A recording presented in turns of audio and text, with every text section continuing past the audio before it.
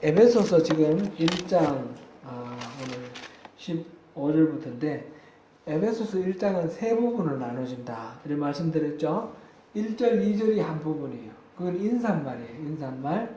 인사말은 누가 누구에게 인사하는 게 있잖아요. 그러니까 이 편지를 쓰는 발신자. 발신자는 누구예요? 바울 사도. 그리고 이 편지를 읽는 수신자는 누구예요? 에베소 교회 성도들과 또 그리스도 예수 안에 있는 신실한 자들. 여기서 그리스도 예수 안에 있는 신실한 자들은 아마 에베소 주변에 있는 아시아 지역의 다른 교회 성도들을 포괄해서 부르는 호칭이 그런 부름이 아닐까 하는 것을 처음 우리가 볼 때에 그렇게 살펴보았습니다. 그렇게 하면서 그 다음에 인사말로 하나님 우리 아버지와 주 예수 그리스도로부터 은혜와 평강이 여러분에게 있기를 바랍니다 하는 그런 인사말. 이거는 샬롬이라는 그 히브리어의 인사에다가 또 그 은혜를 비는 그리스의 헬라의 인사, 이 두 가지가 합쳐진 거다. 그렇게 우리가 봤습니다. 1자 첫 번째 부분은 이렇게 인사 부분이고 3절부터 14절까지는 하나님이 베풀으신 은혜에 대한 감사의 찬송이라고 그랬습니다. 감사의 찬송. 감사의 찬송이 세 가지 측면에서 이게 바울 사도가 찬송을 하는데 이거는 똑같은 표현이 이렇게 번갈아 나오는 걸 기준으로 해서 우리가 끊었죠. 그래서 3절부터 6절까지 끊었고 7절부터 12절까지 끊었고 13절, 14절 이렇게 끊었는데 맨 위에 부분은 성부 하나님이 우리에게 베풀어 주신 은혜에 대해서 감사하면서 우리는 그 하나님의 은혜의 영광에 찬송이 되는 것이 하나님이 우리에게 베풀어 주신 은혜의 이유이다 하는 것을 보았습니다. 그것은 성부 하나님은 바로 우리에게 그리스도 안에서 우리를 택하시고 자녀 삼아 주셨다라는 거 그거였고요. 그 다음에 7절부터 12절까지 7절부터 12절까지는 성자 예수님의 그 은혜 그거에 대해서 우리가 찬송을 하는 건데 예수님은 그리스도 안에서 죄 사함을 받게 해주셨고 그리스도 안에서 모든 것들이 다 통일되도록 그래서 하나님을 기쁘게 되게 하셨다는 거. 그리스도 안에서 모든 것들이 이루어졌다. 그 다음에 세 번째로는 뭡니까? 13절 14절은 바로 성령으로 인치심을 받아서 기업의 보증이 되겠다 하는 것입니다. 그래서 성부, 성자, 성령 삼위일체 하나님이 우리에게 베푸신 은혜에 대해서 각각 그 영광을 찬송하는 것이 우리의 존재 이유인 것이죠. 그렇게 똑같이 6절에는 그 은혜의 영광을 찬송하게 하려는 것이다. 또 12절에는 12절에는 그 영광의 찬송이 되게 하려 하십니다. 14절에는 그 영광을 찬송하게 하려 하십니다. 찬송하는 데서 나가서 12절에 찬송 그 자체가 되는 것, 여기까지 나가는 것 우리가 생각해 보았습니다. 오늘 15절부터는 14절까지는 감사에 대한 찬송이었고 15절부터는 바울이 이제 기도를 하는 겁니다. 에베소 성도들을 위해서 기도하는 그런 내용입니다. 기도하는 내용 중에 특별히 오늘 15절 16절을 봤습니다. 15절 16절은 이제 바울 사도가 에베소 성도들을 위해서 기도를 할 때마다 이런 마음이 든다는 거예요. 이런 마음이. 어떤 마음입니까? 감사하는 마음. 이게 감사 찬송했는데 그거하고 또 다른 차원에서 이 에베소 교회 성도들만 생각하면 이들에 대한 이들에 대해서 베풀어 주신 하나님의 감사가 나오는 거죠. 그래서 감사의 기도를 하는데 그 감사의 기도가 이로 말미암아 주 예수 안에서 너희 믿음과 모든 성도를 향한 사랑을 나도 듣고 내가 기도할 때 기억하며 너희로 말미암아 감사하기를 그치지 아니하고 이들로 말미암아 감사한다. 그렇게 시작합니다. 이 에베소 교회에 대해서는 바울 사도가 각별한 그런 그 애정이 있습니다. 그렇죠? 사도행전에 보면 바울 사도가 2차 전도여행 마지막 부분에 에베소에 들릅니다. 에베소 2차 전도에 쭉 이 아시아 지역 지나서 그다음 바다를 건너서 빌립보, 데살로니가 이쪽이 마게도니아 지방에서 그다음 밑으로 내려서 그 아가야 지방, 아덴, 그다음 고린도, 특별히 고린도에서 1년 반을 머물죠. 1년 반을 머물고 그러고는 사역을 다 끝내고 돌아갈 때 갱그리아에서 머리 깎았다는 얘기 나오고 그 다음에 에베소에서 들러서 에베소에서 사람들을 만나는 얘기가 나와요. 오늘 잠깐 한 줄 정도 나옵니다. 그러고는 돌아왔습니다. 다시 그 안디옥 교회로 돌아왔는데 그러고 나는데 조금 있다가 제 3차 전도여행을 떠나는데 3차 전도여행 갔을 때에 에베소에 가서 이 아시아 지역을 쭉 지나서 위로 올라갔다가 에베소로 와서 에베소 이 터키 지역 한가운데가 아시아였어요. 요즘은 뭐 이 우리나라까지 아시아라 그러지만 옛날에는 이 성경이 기록될 이때 아시아라는 말은 이 터키 있잖아요. 지금 터키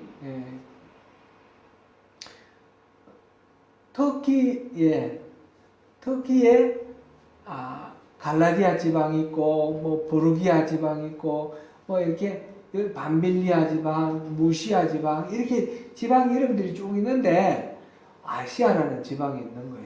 그 아시아 지방은 터키의 한가운데 부분이에요. 거기에 이제 제일 큰 도시가 에베소예요. 에베소. 그 아시아에 들어가서 에베소에서 처음에 6개월 동안은 바울 사도가 주로 이제 처음에 초기 사역이 그런데 유대인의 회당에 들어가서 성경을 읽고 그 성경을 풀이하면서 그 성경에서 약속된 예수님, 메시아, 예수님에 대해서 증거를 했거든요. 그랬는데 이 유대인 회당에 들어가서 그걸 전했는데 이 사람들 반발이 너무 심한 거예요. 핍박이 심하고 처음에는 호기심 갖고 듣다가 점점 이제 심해지는 거죠. 그거는 2차 전도여행 할 때, 1차 전도여행 할 때 똑같이 그렇게 처음에는 듣는 사람들이 있다가 나중에 반발하고 나중에 쫓겨나가고 오래 맞아서 죽을 뻔한 그런 일도 있고 그렇죠. 이 지금 에베소스도 그렇게 됩니다. 그리고 6개월을 강론을 했는데 결과가 아무것도 없습니다. 그래서 할 수 없이 따로 나와가지고 두란노 서원을 만들었습니다. 두란노 서원을 만들어가지고 거기서 따르는 사람, 자기가 전한 그 복음을 받아들이고 따르는 사람들을 따로 모아가지고 그들에게 집중적으로 이제 강론을 했습니다. 이때에 아마 그 제자훈련, 요즘식으로 말하는 제자훈련을 받은 사람들이 흩어져서 아시아 각 지역으로 가서 교회를 세웠을 것이다. 이렇게 추정을 합니다. 여기 대한 직접 기록은 없지만 요한계시록을 보면 아시아에 7개 교회가 나오는데 그 7개 교회가 다 에베소에서 이렇게 가까이 있는 그런 아시아 지역에 있는 그런 교회들입니다.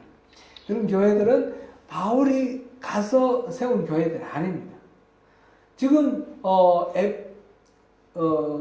뭐 갈라디아 교회라든지 골로새라든지 이런 것들도 마찬가지고 그런 갈라디아는 아니죠. 갈라디아는 제가 잘못 말했고 골로새 교회 이런 데는 바울 사도가 직접 간 것이 아니고 그 아시아 7개 교회와 비슷하게 골로새가 거기서 에베소에서 한 200km 떨어졌다고 보니까 그런 교회들은 에베소에서 훈련받은 바울을 통해서 훈련받은 예수님의 제자들이 제자 훈련받은 사람들이 세운 교회들이다 이렇게 생각을 합니다. 그러니까 이 에베소에 대해서 바울 사도가 얼마나 많은 애정을 갖겠습니까? 에베소 2년 동안 있으면서 집중적으로 제자들을 훈련시키고 교회를 세우고 그러면서 그 지역의 전체 교회의 하나의 중심 센터처럼 그렇게 활용했던 그 교회입니다.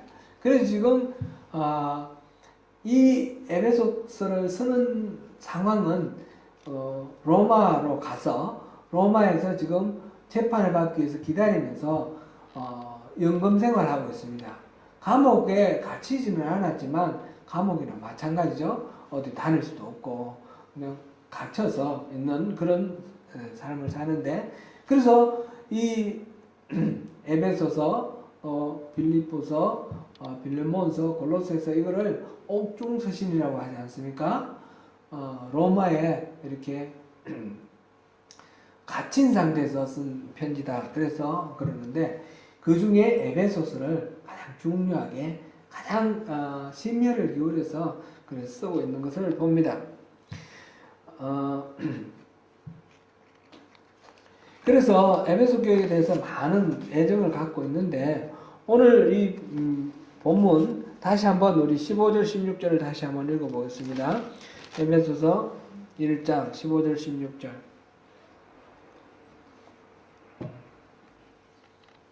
시작.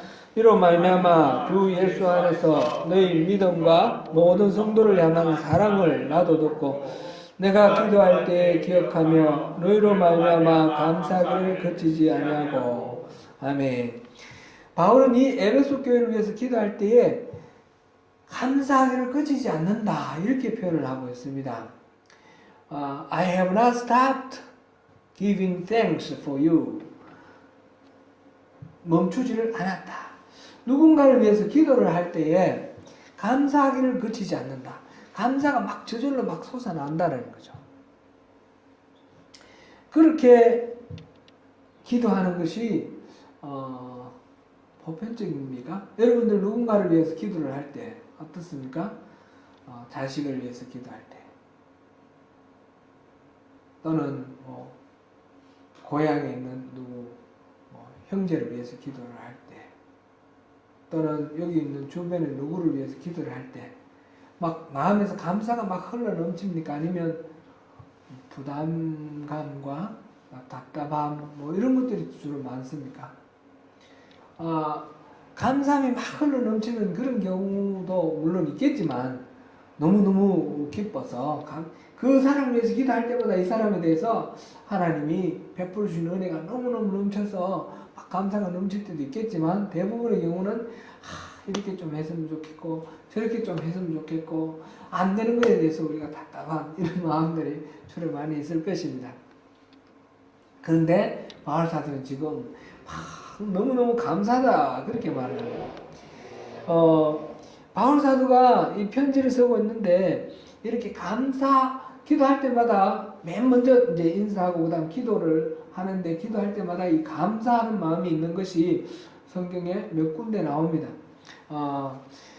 고린도 전서에도 나오고 빌립보서도 나오고 데살로니가 전서 골로새서 나오는데 골로새서 우리 한번 볼게요.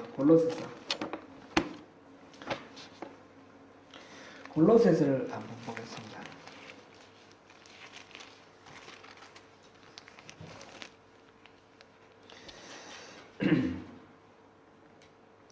3절부터 5절까지만 우리 한번 읽어보겠습니다. 시작. 우리가 너희를 위하여 기도할 때마다 하나님 곧 우리 주 예수 그리스도의 아버지께 감사하노라. 이는 그리스도 예수 안에 너희 믿음과 모든 성도에 대한 사랑을 들었으며 너희를 위하여 하늘에 쌓아둔 소망으로 말미암음이니 곧 너희가 전에 복음 진리의 말씀을 들은 것이라. 아멘. 에베소서하고 비슷하죠? 아주 비슷하게 나와 있습니다. 사랑을 들었고 또 믿음과 모든 성도에 대한 사랑. 여기서는 믿음과 모든 성도를 향한 사랑. 비슷한 그런 내용들이 있습니다. 빌립보서도 비슷하게 나오고 고린도전서도 비슷하게 나옵니다. 그러면 그 편지마다 그런 말이 나오면 이건 그냥 인사치레로 괜히 하는 말 아닙니까? 우리 어릴 때 제가 편지 쓸 때는 편지 쓸 때 국군 장병 아저씨께 하면 뭐 이렇게 앞에 들어가는 말이 있어요. 그냥 뭐 차가운 날씨 속에 뭐 엄동설한 뭐 저거 막 그런 이야기들, 불철주야 나라를 위해서 얼마나 수고가 많으십니까, 이런 식으로 그냥 갖다 붙인 말이냐, 그렇게 볼 수는 없습니다. 그렇게 볼 수는 없는데 대표적으로 로마서 같은 데도 이런 이야기는 없고요. 갈라디아서, 우리가 집중적으로 살펴본 갈라디아서 있지 않습니까? 갈라디아서는 어떻습니까? 갈라디아서는 인사도 제대로 안 해요. 인사할 겨를도 없습니다. 그러면서 아무 격한 마음으로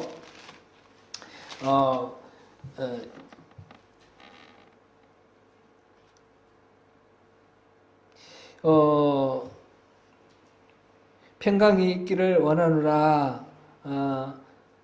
3절, 4절, 그리스도께서 하나님 곧 우리 아버지의 뜻을 따라 이 악한 세대에서 우리를 건지시려고 우리 죄를 대속하기 위하여 자기 몸을 주셨으니 영광이 그에게 세세토록 있을지어다. 아멘. 이제 뭐 기본적인 인사를 했어요. 그 다음에는 보통 우리 지금 에베소서 같으면 뭐뭐에 대해서 감사하노라 그러면서 막 칭찬을 해요. 여러분들 이렇게 신앙생활에서 너무너무 감사하다고 칭찬하고, 데살로니가 전서에서도 그런 거 나오죠. 그런데 여기서는 6절에 보니까 그리스도의 은혜로 너희를 부르신 이를 이같이 속히 떠나 다른 복음을 따르는 것을 내가 이상하게 여기노라. 이러면서 정신이 있나 없나 막 이런 식의 말은 그런 표현이에요. 막 책망하는 그런 말로 이렇게 씁니다. 그러니까 상투적인 표현은 아니다. 초대교회에서 그렇게 모두들 신실한 칭찬할 것이 많아서 칭찬을 하는 거고, 감사할 거리가 있어서 감사를 하는 것이지 그냥 덮어놓고 하는 것은 아니다라는 거죠. 디모데 전후서라든지 디도서라든지 빌레몬서 이런 데는 그런 이야기가 없어요. 그럼 모든 편지에 다 상투적으로 쓰는 그런 이야기는 아니고, 이 에베소 교회에 대한 애정이 아주 강하고, 그리고 에베소 교회로부터 들려오는 소식이 너무너무 아름답고, 그래서 너무너무 기뻐서 감사의 이야기를 지금 하고 있는 것입니다. 기도를 할 때에 하나님께 감사를 하고 있는 것입니다. 왜 감사를 한다고 그랬어요? 감사하는 이유가 두 가지가 나왔어요. 하나는 믿음과 또 하나는 모든 성도를 향한 사랑. 그죠? 그렇게 돼 있죠. 15절에 믿음과 모든 성도를 향한 사랑. 맞습니까? 네. 이로 말미암아 주 예수 안에서 너희 믿음과 모든 성도를 향한 사랑을 나도 듣고 그 소문을 들었다는 거죠. 그 소문을 듣고 내가 기도할 때 기억하며 너희로 말미암아 감사하기를 그치지 아니하고, 이렇게 말했습니다. 메시지 성경에서는 이 부분을 감사하기를 그치지 않았다, 이 부분을 하나님께 감사의 탄성을 지릅니다, 이렇게 표현을 했어요.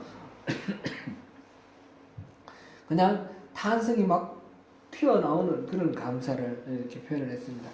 그 소식이 에베소 교회 성도들이 너무너무 믿음이 좋고 서로서로 막 사랑하고 너무너무 아름다운 사랑의 공동체로 무럭무럭 잘 자라고 있다, 이 소식을 지금 감옥에 있는 로마에서 듣고 있는 거예요. 들으니까 얼마나 든든하겠습니까? 자기가 10년을 다 기울여서 2년이나 있으면서 그렇게 세웠던 그 교회입니다. 바울 사도가 이렇게 감사의 탄성을 지르는 이유가 바로 믿음과 사랑 때문이라 하는 것을 우리가 여기서 확인합니다. 좋은 교회는 어떤 교회입니까? 좋은 교회는 바로 믿음과 사랑, 이것이 있는 교회가 좋은 교회입니다. 믿음은 누구에 대한 믿음입니까? 예수님에 대한 믿음입니다. 주님에 대한 믿음이고, 사랑은 누구를 향한 사랑을 말하고 있습니까? 하나님을 향한 사랑도 있지만 여기서는 지금 성도를 향한, 모든 성도를 향한, 그 교회 안에 여러 성도들이 있는데 그 중에 자기 배짱 맞는 몇 사람만 말하는 것이 아니라 모든 성도를 향한, 그러니까 이 교회 공동체 전체가 서로 사랑하고 화합하는 그런 모습을 이야기를 하고 있습니다. 에베소 교회는 이렇게 바울로부터 크게 칭찬을 받고 있고, 주변 사람들도 이걸 소문을 낼 정도로 주변 사람들로부터 또 이렇게 인정을 받는 그런 교회였습니다. 이 교회가 요한계시록을 보면 책망을 받고 있습니다. 바울 사도가 이 편지를 쓸 때는 50년대예요. AD 50년대. 그리고 요한계시록을 쓸 때, 요한이 요한계시록을 쓸 때는 AD 90년이에요. 그러면 한 40년 정도, 40년 약간 지난 그런 세월이 흘렀습니다. 예수님이 십자가를 지신 게 한 30년, 33년 정도 된다고 보면 30년에 예수님이 십자가 지시고 부활하셨고, 그리고 한 20년 조금 더 지나서부터 바울 사도가 교회를 막 세우기 시작했고요.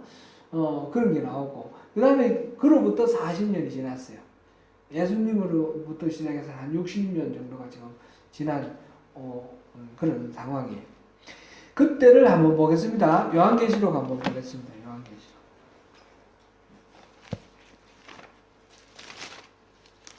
요한계시록 2장 보시겠습니다. 2장 2절 3절을 읽어보겠습니다. 2장 2절 3절 같이 읽습니다. 시작. 내가 내 행위와 수고와 내 인내를 알고 또 악한 자들을 용납하지 아니한 것과 자칭 사도라 하되 아닌 자들을 시험하여 그의 거짓된 것을 내가 드러낸 것과 또 내가 참고 내 이름을 위하여 견디고 게으르지 아니하는 것을 아노라. 2절 3절은 지금 뭘 칭찬하고 있는 것 같습니까? 분명히 주님의 칭찬이죠. 주님이 요한계시록에 아시아 지역의 7개 교회를 지금 이야기를 하시는데, 그 첫 번째가 에베소 교회가 나오고 있습니다. 에베소 교회가 나오는데 1차적으로 칭찬을 합니다. 칭찬하는데 수고하고 인내하고, 여기서 행위 그 다음에 이거 다 악한 자들을 용납하지 아니한 것, 악한 거를 그냥 두지 않고 악한 건 확실히 악하다고 정리를 하는 거죠. 자칭 사도라 하되 아닌 자들, 거짓 사도들을 어떻게 했습니까? 시험에서 그것이 거짓된 것을 다 드러내게 했다는 거예요. 그냥 유여무여 넘어가는 것이 아니라 거짓된 가르침, 거짓된 복음을 전하는 거짓 사도들은 다 그것이 거짓이라는 걸 들춰냈어요. 그러니까 믿음이 바로 서 있다는 거죠. 교리적으로 잘못되어 있는 거 다 구분해낼 수 있고, 이단들이 거짓된 가르침을 다 구분해낼 수 있는 올바른 신앙, 바른 신앙을 갖고 있습니다. 그리고 이렇게 주님이 칭찬을 하십니다. 믿음을 칭찬을 했는데, 그런데 그러니까 바울 사도가 에베소서에 쓴 그 믿음과 모든 성도에 대한 향한 사랑, 이렇게 두 가지를 칭찬을 했는데, 그 중에 믿음은 여전히 지켜지고 있다는 거죠. 그 40년의 세월 동안 많은 일들이 있었는데 흔들리지 않고, 그 믿음이 훼손당하지 않고 더럽혀지지 않고 잘 믿음은 지켜져 있습니다. 그런데 이 말씀 끝에 문제가 있습니다. 4절입니다. 4절 한번 읽어보겠습니다. 시작. 그러나 너를 책망할 것이 있나니 너희 처음 사랑을 버렸느니라. 지금 책망할 것이 생겼습니다. 주님은 에베소 교회가 처음 사랑을 버렸다라고 책망을 하십니다. 여기서 처음 사랑을 버렸다. 처음 사랑을 버렸는데, 버렸다는 걸 NIV 성경에는 forsake라고 되어 있고, 그 다음에 킹 제임스 버전이나 NASB New American Standard Bible 제가 잘 인용을 하죠. 여기서 보니까 전부 다 leave라고, 떠났다, walk away, 이렇게 거기서부터 걸어서 나갔다, 이렇게 표현이 되어 있어요. 그러니까 이 처음 사랑을 버렸다라는 것은 처음 사랑으로부터 소극적으로 소외되었다 이 말이 아니고 적극적으로 그걸 던져버렸다는 거예요. 나 다신 사랑 안 하겠어. 이렇게 버렸다라는 거예요. 지금 그것을 책망하고 있습니다. 믿음은 더욱 강해져서 어떤 종류의 도전과 시험에도 넘어지지 않을 만큼 성장을 했는데, 그 두 가지 칭찬받았지 않습니까? 그 믿음과 그 사랑. 근데 이 사랑은 잃어버린 거예요. 그냥 실수로 잃어버린 것도 아니고, 모르는 사이에 사라져버린 것도 아니고, 의도적으로 버렸다는 거예요. 이게 왜 그렇게 됐는지 잘 모르겠어요. 그러나 초대교회에서 수많은 핍박이 있었을 거 아니에요. 그 핍박 속에서 믿음을 지키고 살아간다는 것은 여간한 어려움이 아닐 것입니다. 그리고 끊임없이 거짓 교사들이 와서 흔들었지 않습니까? 그러니까 이제 거짓 선지자들이 아닌 것을 뭐라고 표현되어 있습니까? 2절에 자칭 사도라되 아닌 자들을 시험하여 그의 거짓된 것을 내가 드러낸 것과, 이제 이단들이 왔을 때 그것이 이게 참된 복음이 아니라는 걸 어떻게 드러내겠습니까? 변정을 할 거 아닙니까? 그죠? 그래서 주님의 말씀에 의하면 이런데 당신이 주장하는 건 다르다. 이렇게 이제 변정을 하면서 그것이 거짓되었다는 걸 밝혔습니다. 그래, 이렇게 이단과의 싸움을 하다 보면 너무 지치게 되고 힘들게 될 겁니다. 그 구체적인 거는 잘 모르지만, 우리가 요즘 그 한국교회에 그 이단 중에 그 신천지라는 이단이 있잖아요. 그죠? 신천지가 발언을 하면서 한국교회에 엄청난 데미지를 입었어요. 지금도 계속 있고, 앞으로. 이 신천지는 뭐 이상하게 그렇게 잘 크는데, 신천지가 낳은 폐단 중에 가장 큰 폐단은 교회에 성도들이 왔을 때 의심을 하고 온다는 거예요. 그렇지 않습니까? 안 그렇습니까? 한국에 우리가 있지 않아서 잘 모르나요? 소문을 들어보니까 그런 것 같아요. 누가 와서 열심히 신앙생활을 열심히 봉사를 하면 이상한데 신천지 아니야? 이렇게 보는 거예요. 그전에는 열심히 봉사하면 너무너무 좋아했는데 지금은 경계를 하는 거예요. 성경 공부 열심히 참여하고 막 새벽기도 열심히 나오고 이러면 경계를 하는 거예요. 불신의 벽이 쌓였습니다. 이게 모르는 사이. 그러니까 막 친밀하게 하다가 어느 순간 싹 돌아서는 게 신천지들의 그 행태이기 때문에, 그것을 여러 번 당하다 보면 모든 사람을 의심하게 되는 거죠. 그래서 공동체 안에, 교회 공동체 안에 의심, 불신 이런 것들이 아주 많아졌다는 거죠. 그리고 핑계도 많이 대고. 그래서 이 한국교회 이 신천지가 많은 부작용을 일으켰는데, 이런 식의 이야기들, 또 교회들이 서로 이렇게 처음 교회가 생겼을 때는 서로 마음을 맞이해서 막 살지만, 시간이 지나가면서 점점 문제들이, 감춰져 있던 문제들이 드러나게 돼 있어요. 초대교회 같은 경우는 보면 이 사도행전 4장 여기서 보면 이 예루살렘에 순례자들이 왔잖아요. 온 세계에서 순례자들이 왔는데, 순례자들 중에 연세 드신 분들은 돌아가지 않아요. 자기 살던 데로 돌아가지 않고 예루살렘에서 죽기를 원하는 거예요. 그리고 예루살렘에 보면 원래 예루살렘 사람 아닌 사람들, 세계 각지에서 온 사람들, 6월절 뭐 이런 그 명절 때 순례를 위해서 왔다가 예수를 믿고 복음을 받아들여서 그리스도인 된 사람들이 많은 거예요. 그럼 이 사람들은 어떻게 먹고 살아요? 자기들은 먹고 살 방법이 없어요. 스스로 노동할 수도 없고 일자리도 없을 뿐만 아니라 그럴 어떤 능력도 안 되고 그런 사람들이 어떻게 합니까? 교회가 그것을 책임져서 먹고 살 수 있도록 합니다. 그러면 이건 어디서 그 자원이 나옵니까? 바나바라든지 이런 사람들 보면 자기 집 팔고 농 팔고 밥 팔고 해가지고 그 돈을 갖다 놓습니다. 그죠? 그래서 어느 누구도 이건 내 거다라고 말하지 않고 기꺼이 헌금을 해서 그 헌금으로 교회가 이렇게 과부라든지 뭐 이렇게 순례 온 사람들이라든지 이렇게 해서 교회 공동체가 함께 먹습니다. 세월이 지나가면서 어떤 문제가 생깁니까? 이제 식사를 하는데 애천을 나누는데 차별이 생기는 거예요. 먼저 온 사람들이 먼저 먹고 나중에 일하다가 늦게 온 사람들은 못 먹고 이 유대인들을 좀 이렇게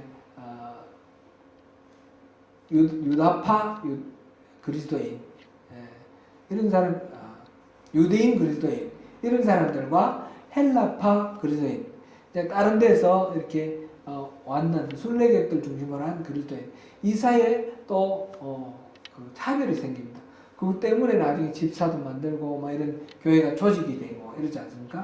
문제가 처음에는 모두 다 예수 복음 받고 받아들이고 문제가 없었는데 세월이 지나가면서 구체적으로 살아가는 삶의 이 상황이 길어지면 그 다음에 문제들이 조금씩 나타나기 시작하고 많아지는 거죠. 교회도 마찬가지, 오늘날 우리 교회도 마찬가지지 않습니까? 우리가 은혜 받고 처음에는 아무 문제가 없습니다. 다 좋을 수 있는데 이게 시간이 지나가면 구체적인 어떤 우리 생활 속에서 이게 신앙이 이어져 가야 되는데 매일매일 신나고 매일매일 성령 충만한 게 아니지 않습니까? 먹고 사는 문제는 아주 단조롭고 일상적인 루틴한 그런 일들이 쭉 이어져 가다 보면 그 열기, 그 열정이 이렇게 식어지면서 문제들이 드러나기 시작하는 거죠. 그러면서 갈등이 생기고 뿐만 아니라 교회가 이렇게 서로 좋은 교회를 만들려고 하다 보면 의견이 서로 달라가지고 갈등하고 그러면서 교회가 나눠지기도 하고 그런 일들이 많습니다. 우리 교회도 뭐 그런 역사들이 있습니다. 그런 역사를 겪으면 어떻게 되나요? 우리 마음속이 큰 상처로 인해서 아프고 힘들고 이렇게 되는 거죠. 그래서 사랑을 주면 주고 난 뒤에 그냥 헤어져 버렸을 때 그 배신감, 그 절망감 이게 너무너무 커서 사랑을 다시는 안 주고 싶다. 그런 마음이 생겨요. 그래서 다시는 이게 모임이 생겨도 적당하게 나중에 뭐 이렇게 헤어져도 아프지 않을 정도로 상처받지 않을 정도로 조금만 사랑하고 조금 사랑하는 척만 하고 이런 식의 어떤 경향이 나타나기 시작합니다. 어떻습니까? 그런 일이 많죠? 아닌가요? 잘못 봤나요?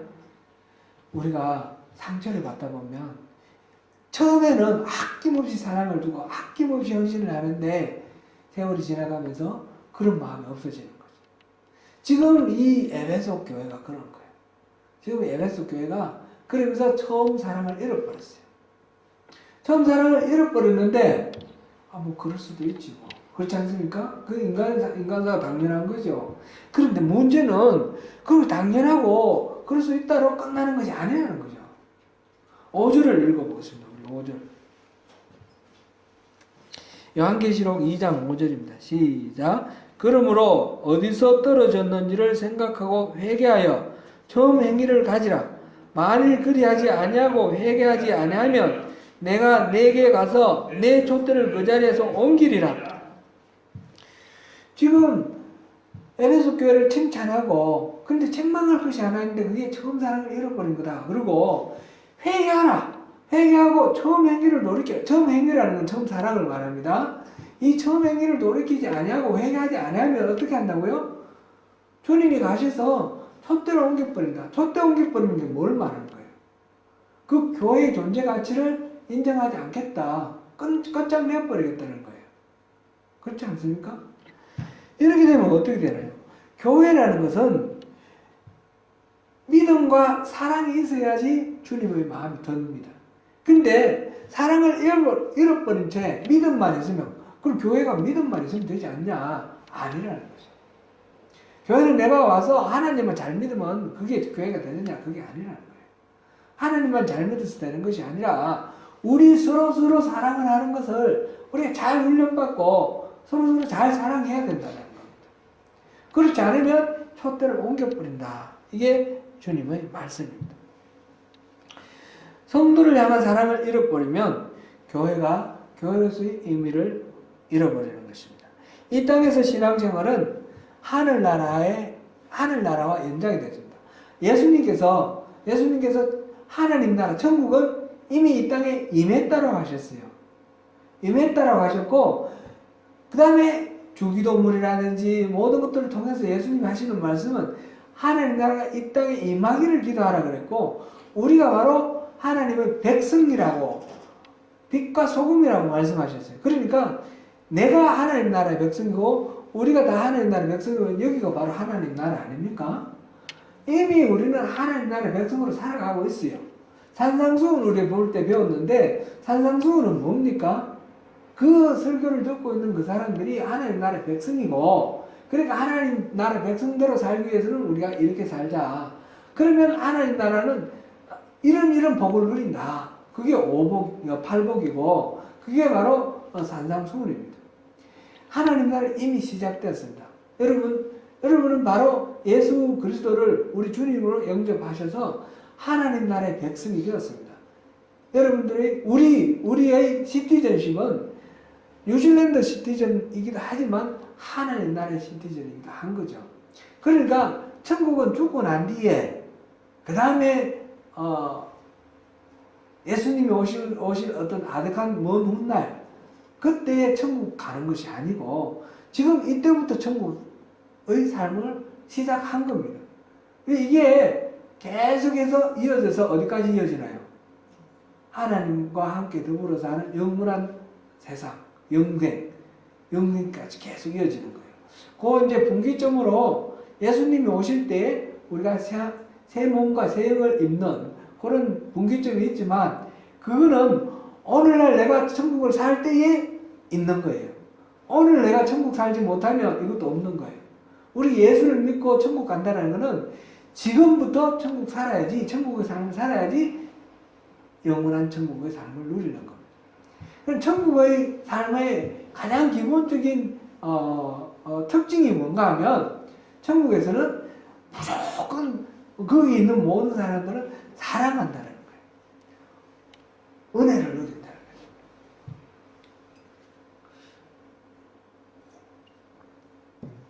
천국은 우리가 이 땅에서 살아갈 때는 우리 어디에 둘러싸여 있습니까? 지금 현재 공기에 둘러싸여 있죠. 공기를 호흡하죠. 아마 천국은 우리가 잘 모르지만 사랑으로 둘러싸여 있고 사랑을 호흡할 겁니다.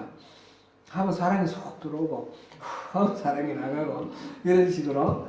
그러니까 천국을 우리가 상상을 해볼 때 천국은 사랑으로 가득 찬 곳이라는 거죠. 하나님의 은혜로 가득 찬 곳이고, 그곳에는 거짓은 없어요. 진실만 가득 찬 곳이고, 그리고 선만 가득 찬 곳이고, 그런 곳이에요. 근데 그런 곳에서, 사랑이 가득한 곳에서 우리가 살아갈 때 그게 천국이 되려면 이 사랑이 가득한 곳에 익숙해져 있어야 되는 거죠. 사랑이 가득한 것이 낯설고 불편하면 어떻게 되나요? 천국에 가면 굉장히 불편하고 천국이 아니라 지옥이 되는 거예요. 그럼 우리가 지금 살아갈 때 뭘 연습을 해야 되나요? 사랑을 연습해야 돼요. 그래서 이 생에서의 삶은 천국을 위한 연습이다.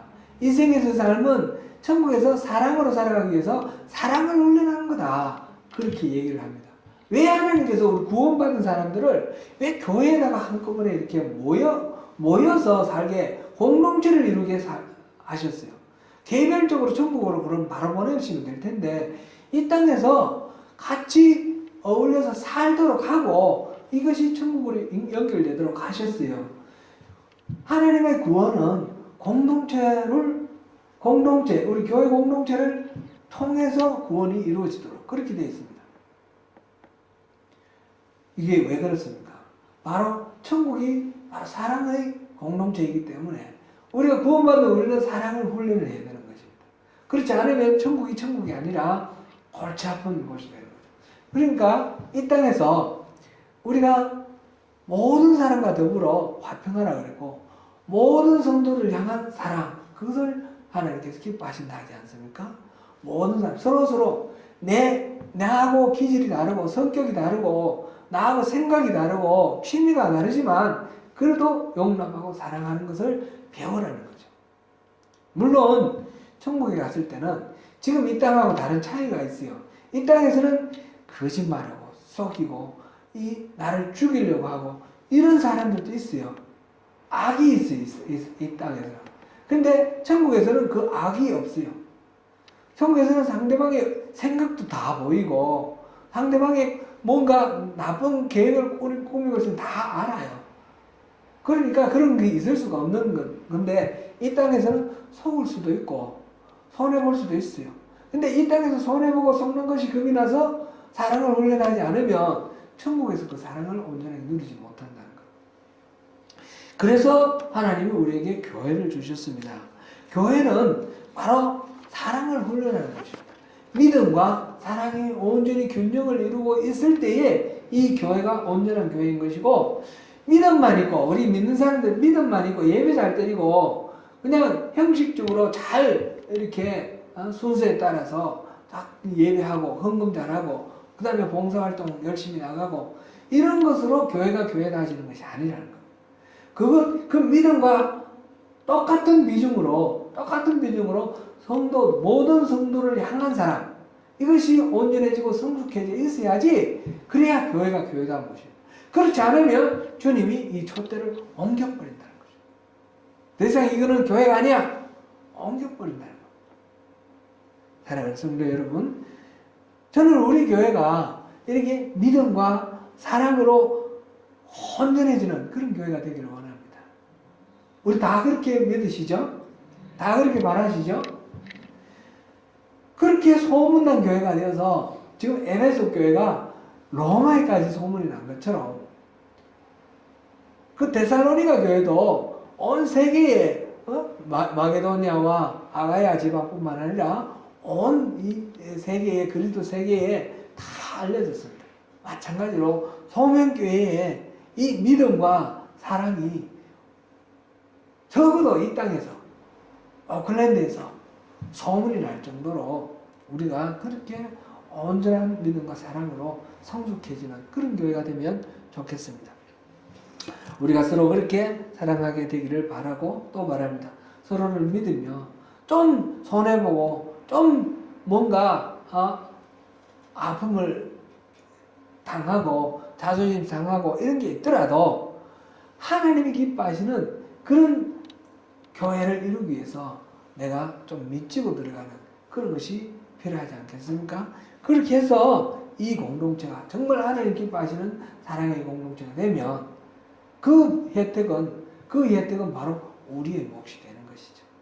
하나님께서 촛대를 옮기는 그런 허울뿐인 교회가 아니라 정말 주님이 기뻐하시고 자랑하시고 누가 이 교회를 위해서 기도할 때마다 그 감사의 그 감탄이 그다음 솟구쳐 나오는 그런 탄성이 나오는 그런 교회, 소명교회, 그 교회 정말 우리가 참 본받아야 될 교회, 그런 교회가 되도록 우리가 함께 마음을 모으고 그 은혜를 누리는 저와 여러분 되시기를 축원합니다. 기도하겠습니다.